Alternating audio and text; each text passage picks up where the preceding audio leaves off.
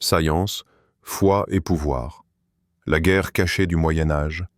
Bienvenue dans le savoir. Caché du Moyen-Âge, bonjour à tous et bienvenue sur notre chaîne. Aujourd'hui, nous vous emmenons dans un voyage fascinant au cœur du Moyen-Âge. Une époque où l'Église, la science et le savoir caché se mêlaient pour façonner le monde que nous connaissons aujourd'hui. Avant de plonger dans cette aventure, je vous invite à vous abonner à la chaîne pour ne manquer aucune de nos prochaines vidéos captivantes. Likez cette vidéo si vous êtes prêt à explorer des secrets oubliés et des connaissances fascinantes. Partagez cette vidéo avec vos amis, votre famille et tous ceux qui aiment l'histoire et les mystères du passé. Laissez vos commentaires pour partager vos impressions, posez vos questions et participez activement à la discussion. Préparez-vous à découvrir des histoires méconnues, des manuscrits secrets, des expériences d'alchimistes, des universités médiévales et des inventeurs qui ont façonné la pensée scientifique et philosophique de l'Europe. Chaque étape de ce voyage vous fera plonger dans un Moyen-Âge riche en curiosité, en innovation et en savoir, bien plus complexe et fascinant que vous ne l'imaginiez. Installez-vous confortablement, ouvrez votre esprit à la découverte et embarquons ensemble pour cette immersion unique dans le savoir caché du Moyen-Âge, les monastères et la préservation du savoir. Le Moyen-Âge débute souvent dans l'imaginaire collectif comme un monde de ténèbres et d'ignorance. Pourtant, derrière les pierres austères des monastères et le silence des cloîtres, un véritable trésor de savoir est en train de se constituer. Les monastères ne sont pas seulement des lieux de prière et de recueillement, ce sont les bibliothèques secrètes de l'Europe médiévale, des sanctuaires où chaque parchemin copié avec patience est une pierre précieuse dans l'édifice du savoir humain. Dans ces lieux, les moines se lèvent avant l'aube pour suivre le rythme des offices religieux. Entre les prières, ils s'installent à leur bureau de bois massif, plumes à la main, encre fraîche prête à couler sur le parchemin. Chaque copie d'un texte antique, qu'il soit philosophique, scientifique ou médical, est un acte de préservation et de transmission. Les œuvres d'Aristote, de Platon, de Pline l'Ancien, mais aussi les traités mathématiques et astronomiques des Grecs et des Romains, passent de main en main, souvent enrichis de notes, commentaires et corrections. Certains moines ne se contentent pas de recopier. Ils expérimentent et observent dans les jardins monastiques, ils cultivent des herbes médicinales, notant leurs propriétés et effets. Chaque plante devient un sujet d'étude, un lien entre la création divine et l'observation humaine. Ils notent les cycles de croissance, les saisons propices aux semailles, et même les réactions des animaux à certaines herbes. Ces observations, parfois consignées dans des herbiers et traités médicaux, constituent les prémices d'une médecine empirique et d'une science expérimentale. Mais ce savoir n'est pas toujours accessible à tous. Certaines connaissances, jugées trop avancées ou dangereuses, sont gardées secrètes, dissimulées entre les pages des manuscrits, parfois codées ou accompagnées de symboles mystérieux. Les moines savent que le savoir peut être à la fois un trésor et un danger. Une mauvaise interprétation peut conduire à l'hérésie, et l'Église veille à ce que la doctrine reste intacte. Pourtant, malgré ces risques, la curiosité et le désir de comprendre le monde trouvent toujours un chemin. Imaginez un soir d'hiver, dans le silence d'un scriptorium à Paris ou à Cluny. Un moine, à la lumière d'une bougie vacillante, recopie un traité grec d'astronomie. Ses doigts tâtonnent parfois sur les notes marginales laissées par un prédécesseur. Calcul de position planétaire, observation d'éclipses, annotation sur les phases de la Lune. Chaque mot écrit est une connexion entre les siècles, un lien fragile mais vivant avec le savoir antique. Il sait que ce travail silencieux survivra à son époque, peut-être pour éclairer une génération future, peut-être pour contribuer à la naissance de la science moderne. Les monastères deviennent également des lieux de transmission et d'enseignement. Les novices apprennent non seulement à prier et à chanter les psaumes, mais aussi à lire, écrire et recopier les textes scientifiques. Ainsi, Le savoir se multiplie et se diffuse, mais toujours avec rigueur et méthode. Chaque génération de moines devient le gardien d'un héritage précieux, où la foi et la science coexistent dans un équilibre subtil. Au fil des siècles, ces bibliothèques monastiques accumulent des trésors inestimables, manuscrits rares, traités mathématiques, herbiers, écrits philosophiques et médicaux. Même lorsque les guerres, les incendies ou les pillages menacent ces lieux, une partie du savoir trouve refuge dans d'autres monastères, d'autres bibliothèques, assurant ainsi la continuité de la mémoire européenne. En définitive, les monastères médiévaux ne sont pas seulement des lieux de prière. Ce sont les sentinelles du savoir, les gardiens de textes qui auraient pu disparaître à jamais. Grâce à eux, des générations futures pourront s'appuyer sur ce précieux héritage pour explorer la science, la médecine, l'astronomie et la philosophie. Ainsi se termine notre première étape. Le savoir, même caché dans le silence des cloîtres, survit et se transmet. Dans la prochaine étape, nous verrons comment l'Église elle-même, tout en imposant des limites, devient paradoxalement une gardienne et un vecteur du savoir à travers l'Europe médiévale. L'Église et le contrôle du savoir. Le Moyen-Âge est une période où la foi guide la vie quotidienne, et l'Église est au centre de chaque village, de chaque cité et de chaque monastère. Mais au-delà des rituels et des offices, elle exerce également un contrôle strict sur le savoir. Tout enseignement, tout texte et toute idée devait être compatible avec la doctrine chrétienne. Les textes considérés hérétiques ou dangereux pouvaient être interdits, brûlés ou cachés, et leurs auteurs risquaient des sanctions sévères.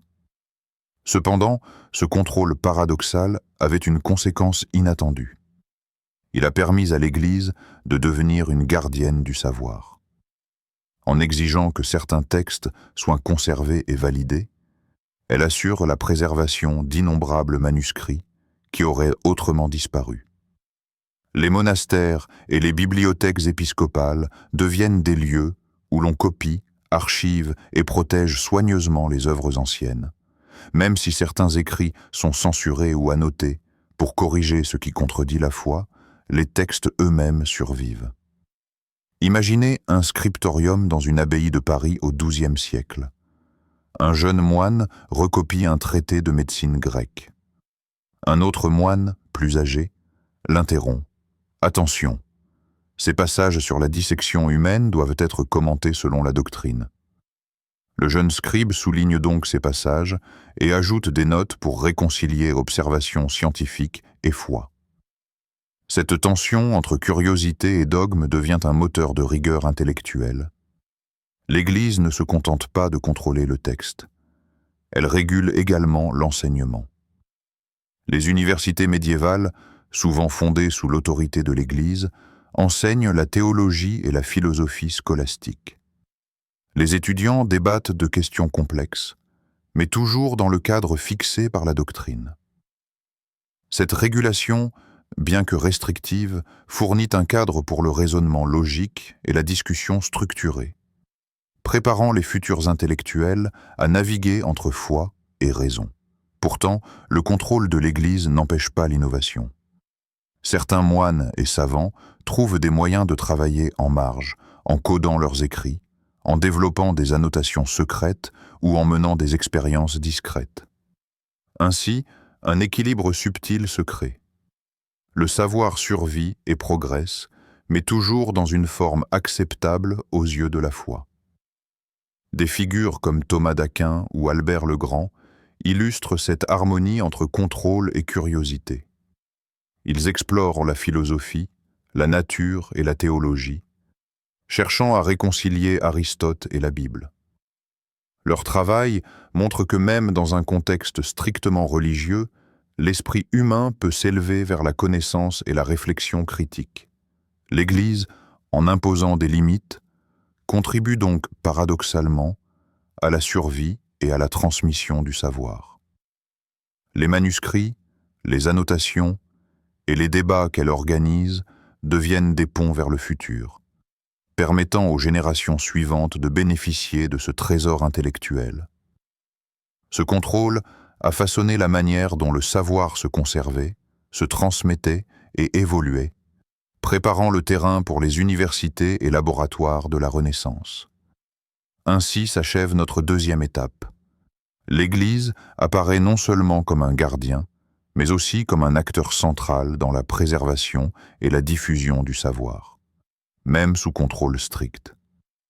Dans la prochaine étape, nous explorerons comment les textes venus d'Orient et de l'Antiquité ont enrichi l'Europe médiévale et permis un véritable renouveau intellectuel.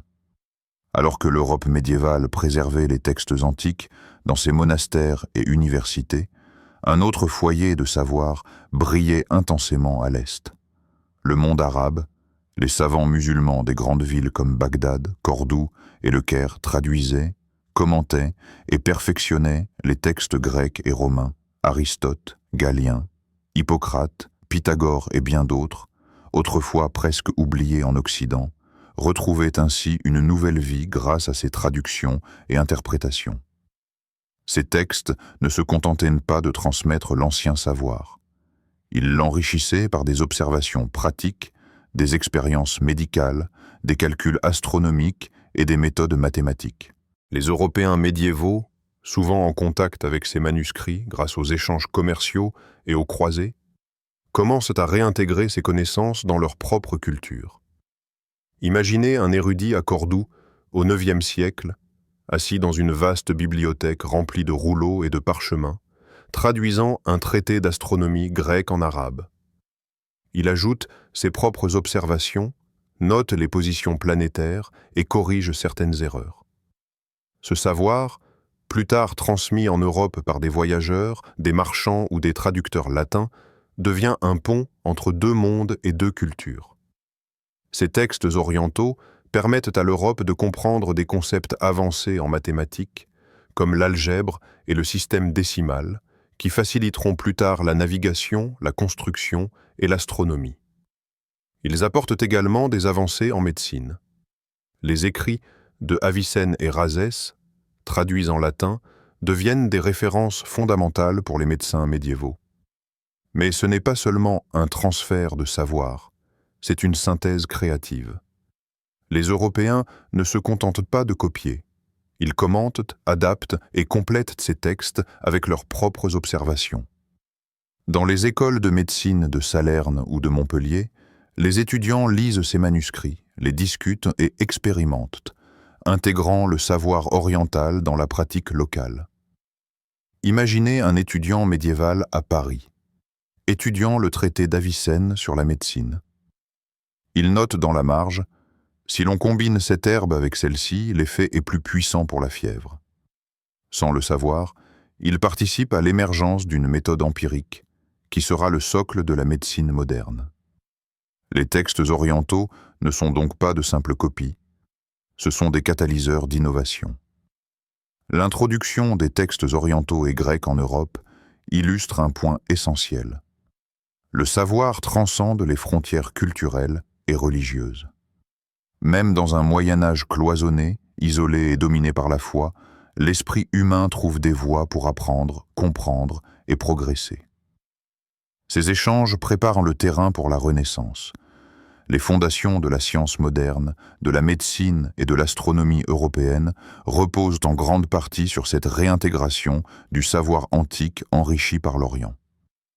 Ainsi se conclut notre troisième étape.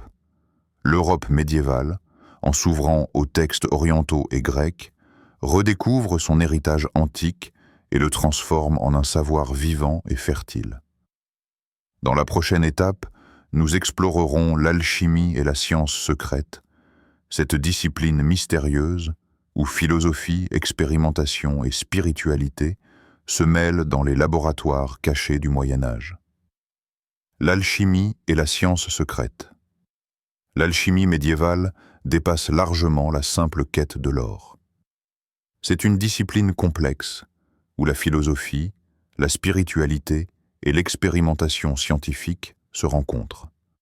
Dans les laboratoires cachés des monastères ou des tours secrètes des châteaux, les alchimistes manipulent les métaux, les plantes et les liquides, cherchant à comprendre les lois cachées de la matière et de l'univers. Leurs expériences ne visent pas seulement la transformation des métaux en or, mais également la transformation de l'homme et de l'âme. Chaque expérience chimique, chaque distillation ou sublimation devient une métaphore pour l'élévation spirituelle, un pont entre le visible et l'invisible. Imaginez un laboratoire médiéval, éclairé par des chandelles et rempli de flacons au liquide coloré. L'alchimiste, plume à la main, consigne chaque résultat dans un codex secret. Annotant ses observations avec des symboles mystérieux, cette substance devient rouge sous l'effet de la chaleur. La plante distillée révèle un parfum étrange mais puissant. Chaque note est à la fois scientifique et ésotérique, protégée du regard du profane, car ce savoir est précieux et potentiellement dangereux. Les alchimistes médiévaux utilisent un langage codé pour préserver leurs découvertes. Des symboles, des glyphes et des annotations cryptiques parsemant leurs manuscrits, destinés uniquement à ceux initiés à l'art de la transmutation. Cette pratique garantit que le savoir, bien que caché, survive au siècle et sera réinterprété par les générations futures. L'alchimie devient ainsi une science expérimentale avant l'heure, basée sur l'observation, la manipulation et la répétition. Elle prépare le terrain pour la chimie moderne et pour une approche méthodique de l'expérimentation scientifique. Imaginez un alchimiste à Salerne, mélangeant des minéraux et des herbes, notant chaque réaction chimique. Ses mains sont tachées de substances mystérieuses, et l'air est saturé de parfums étranges. Il murmure à lui-même « Si je combine le mercure avec ce sel, l'essence se libérera ». Bien qu'il croie œuvrer pour la perfection spirituelle et matérielle, il contribue involontairement à la connaissance chimique et expérimentale. Les expériences alchimiques impliquent souvent des observations fines de la nature, des manipulations de température et de pression, et la mesure attentive des changements. Ces techniques, perfectionnées dans le secret, seront ultérieurement incorporées dans les laboratoires scientifiques de la Renaissance. L'alchimie n'est pas seulement une quête matérielle, c'est une philosophie de l'univers, où la matière, l'esprit et l'âme sont liés. Chaque symbole, chaque formule et chaque expérience représente une tentative humaine de comprendre le monde, au-delà des limites imposées par la foi ou la tradition. Paradoxalement, c'est parce que ce savoir est caché et codé qu'il a survécu au siècle. Les textes alchimiques, transmis de maître à disciple, ont traversé le Moyen-Âge et servi de base à la chimie moderne et aux méthodes expérimentales. Ainsi, l'alchimie médiévale nous révèle que le Moyen-Âge n'était pas uniquement un âge de foi et d'obéissance, mais aussi un temps de curiosité, d'expérimentation et de recherche de vérité, même dans l'ombre. Les laboratoires. Secrets et les codex cryptés montrent que la science peut prospérer même sous contrainte, et que le savoir, même caché, trouve toujours un chemin pour survivre, concilier l'enseignement d'Aristote avec la doctrine chrétienne. Dans les jardins des monastères, des plantes médicinales sont cultivées selon les saisons et les cycles lunaires. Les moines notent les effets de chaque herbe, anti-inflammatoire, purgatif ou calmant. Ces observations deviennent la base des herbiers et traités médicaux que les médecins des villes consulteront pour soigner les malades. Imaginez une salle d'études à Salerne, vers le XIIe siècle. Un médecin observe un patient souffrant de fièvre. Il consulte ses manuscrits latins et arabes, compare avec ses propres observations et choisit un traitement à base d'herbes et de saignée. Ses gestes sont précis, chaque décision fondée sur l'expérience, l'observation et le savoir écrit.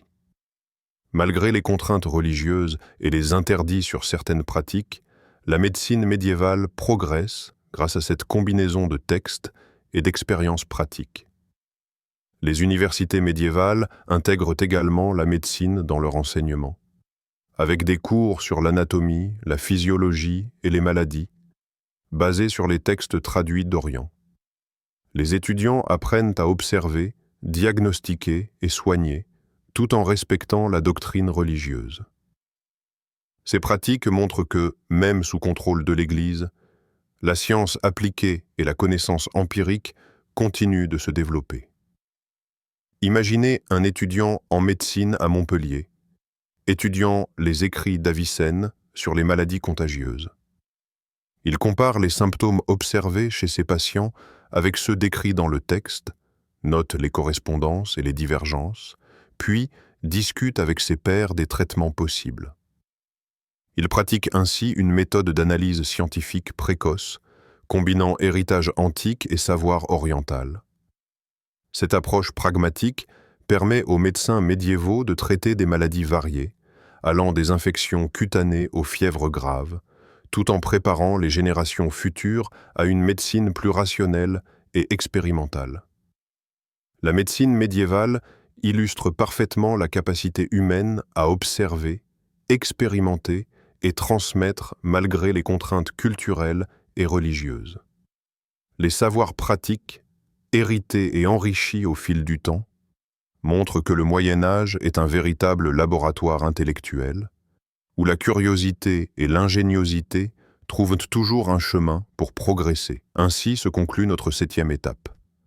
La médecine et les savoirs pratiques démontrent que l'expérience et l'observation étaient déjà au cœur de la pensée scientifique médiévale.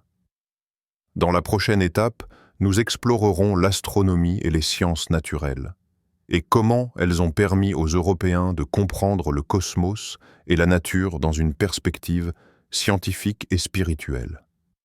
Astronomie et sciences naturelles. Le Moyen-Âge n'est pas seulement un âge de foi et de monastères. C'est également une période où l'homme commence à observer le ciel et la nature avec rigueur. L'astronomie, en particulier, est à la croisée de la science et de la religion. Les mouvements des étoiles et des planètes sont interprétés à la fois comme des signes divins et comme des phénomènes naturels pouvant être observés et calculés. Les moines, alchimistes et astronomes médiévaux utilisent des instruments tels que l'astrolabe, le quadrant et la clepsydre pour mesurer les positions célestes et le temps. Les manuscrits orientaux traduits apportent des méthodes de calcul précises, permettant de prévoir éclipses, phases lunaires et saisons avec une exactitude étonnante pour l'époque. Imaginez une nuit claire à Tolède ou à Paris. Un astronome médiéval, silhouetté sur le toit de son observatoire, observe les étoiles à travers un astrolabe. Il consigne minutieusement chaque position, chaque mouvement, et compare ses observations avec les anciens traités arabes et grecs. Ces calculs permettent non seulement de prévoir les fêtes religieuses mobiles, comme Pâques, mais aussi de développer une compréhension scientifique du cosmos. Les sciences naturelles se développent également à travers l'observation du monde terrestre. Les herbiers, les traités d'animaux et les catalogues de minéraux sont compilés avec précision. Les moines et savants notent les comportements des animaux, la croissance des plantes et les cycles saisonniers, cherchant à comprendre les lois de la nature sous le regard de Dieu. Ces observations, souvent consignées dans des manuscrits illustrés, constituent une base solide pour la biologie et l'écologie moderne. Chaque dessin, chaque annotation devient un témoignage de l'esprit curieux et rigoureux des médiévaux. Imaginez un étudiant médiéval à Bologne, comparant les cartes célestes arabes avec ses propres observations nocturnes. Il note les différences et hypothétise sur les causes des variations apparentes, discutant avec ses pairs pour affiner ses calculs. Ainsi, même sous le contrôle religieux, l'Europe redécouvre et réinterprète les savoirs astronomiques, posant les bases de la science moderne. L'astronomie et les sciences naturelles montrent que le Moyen-Âge n'est pas un simple âge d'obscurité. C'est une époque où la rigueur, l'observation et la curiosité scientifique commencent à s'affirmer. Ces disciplines médiévales, tout en étant encadrées par la foi, démontrent la capacité humaine à chercher la vérité dans le ciel et sur terre, ouvrant la voie aux découvertes de la Renaissance. Ainsi se conclut notre 8e étape. l'astronomie et les sciences naturelles révèlent une Europe médiévale curieuse, méthodique et inventive, capable d'allier observation et spiritualité. Dans la prochaine étape, nous explorerons les grands penseurs et inventeurs qui ont transformé ces savoirs en idées novatrices et applications concrètes. Grands penseurs et inventeurs médiévaux. Le Moyen Âge est souvent perçu comme une période figée, mais c'est en réalité un terreau fertile pour la pensée originale et l'innovation. Des figures comme Roger Bacon, Albert le Grand, Thomas d'Aquin et Hildegarde de Bingen illustrent la capacité des médiévaux à combiner observation, expérimentation et réflexion philosophique. Ces penseurs ne se contentent pas de répéter les savoirs anciens. Ils les analysent, les complètent et les adaptent à leur époque. Roger Bacon, par exemple, s'intéresse à l'optique, aux mathématiques et aux expériences empiriques. Il plaide pour l'usage de l'observation directe et de l'expérimentation, anticipant les méthodes scientifiques modernes. Albert le Grand, quant à lui, compile les savoirs naturels et philosophiques, explorant la chimie, la zoologie et la botanique, et transmet ses connaissances à Thomas d'Aquin, qui les intègre dans sa théologie. Ces grands esprits montrent que le Moyen Âge n'était pas un âge d'ignorance, mais un moment où la curiosité et l'esprit critique commencent à s'affirmer, même sous la tutelle de la foi. Imaginez un laboratoire dans une abbaye allemande au XIIIe siècle. Hildegarde de Bingen observe les plantes, les sons et les phénomènes naturels. Elle rédige des traités sur les remèdes, la musique et la cosmologie, combinant expériences personnelles et connaissances anciennes. Ces textes inspireront des générations de médecins et de philosophes, démontrant que le savoir peut être à la fois scientifique, spirituel et créatif. Les inventeurs médiévaux participent également à cette dynamique. Les horloges mécaniques, les instruments astronomiques, les moulins et les dispositifs hydrauliques illustrent l'application concrète de la science dans la vie quotidienne. Ces inventions montrent que la curiosité intellectuelle et l'observation pratique peuvent se combiner pour transformer le monde matériel. En somme, les grands penseurs et inventeurs médiévaux incarnent l'âme intellectuelle de leur temps. Ils démontrent que même dans un contexte de contraintes religieuses et sociales, la créativité et la rigueur scientifique peuvent coexister, préparant le terrain pour les révolutions de la Renaissance et de la science moderne. Ainsi se conclut notre 9e étape. Ces figures emblématiques révèlent un Moyen Âge riche en curiosité, en innovation et en réflexion. Dans la prochaine et dernière étape, nous verrons l'héritage de ce savoir caché et comment il a façonné le monde moderne. L'héritage du savoir médiéval. Après avoir exploré les monastères, l'Église, les textes orientaux et grecs, l'alchimie, les universités, la médecine et les sciences naturelles, il est temps de comprendre l'héritage durable de ce savoir médiéval. Le Moyen Âge n'était pas un âge d'obscurité totale, mais une période de préservation, d'expérimentation et de transmission. Les textes, les expériences et les observations de cette époque ont préparé le terrain pour la Renaissance, la révolution scientifique et la pensée moderne. Les bibliothèques monastiques et universitaires ont survécu aux guerres, aux incendies et aux siècles de transformation sociale. Les manuscrits, parfois codés et annotés, ont été traduits, commentés et diffusés, permettant à l'humanité de conserver et d'enrichir le savoir ancien. Des concepts en médecine, chimie, astronomie, philosophie et mathématiques, parfois ignorés pendant des siècles, ont ainsi trouvé un chemin vers les esprits curieux de la Renaissance. Et au-delà, imaginez un érudit du XVIe siècle ouvrant un manuscrit ancien. Il y découvre les observations d'un alchimiste, les calculs d'un astronome arabe traduits en latin, ou les notes détaillées d'un moine sur les herbes médicinales. Ce savoir, conservé pendant des siècles, fertilise de nouvelles idées, inspire des inventions et alimente la recherche scientifique. L'héritage du savoir médiéval ne se limite pas au texte. Les méthodes expérimentales développées par les alchimistes et les médecins ont inspiré la science moderne. Les observations astronomiques et naturelles ont jeté les bases de la physique et de la biologie. Les universités et la scolastique ont structuré la pensée critique et la pédagogie. Ainsi, l'Europe moderne, avec sa science, sa médecine et son éducation, doit beaucoup à ces siècles où le savoir était à la fois protégé, étudié et enrichi dans le secret des monastères et des laboratoires. L'héritage du Moyen Âge nous enseigne que le savoir est un voyage à travers le temps et les cultures. Même lorsqu'il est caché, limité ou codé, le désir de comprendre, d'observer et de transmettre permet à l'humanité de progresser, étape par étape. Chaque génération de penseurs, de moines, d'alchimistes et de médecins a contribué à construire le monde intellectuel que nous connaissons aujourd'hui. Nous arrivons au terme de notre voyage à travers le Moyen Âge. De l'ombre des monastères aux étoiles observées par les astronomes, du secret des alchimistes aux universités en plein essor, le savoir médiéval nous montre la puissance de la curiosité et de la transmission. Chers auditeurs, si cette exploration vous a captivé, abonnez-vous à la chaîne, aimez la vidéo, partagez-la avec vos proches et laissez vos commentaires. Votre curiosité et votre engagement nous permettent de continuer à révéler ces histoires fascinantes et ces secrets oubliés du passé.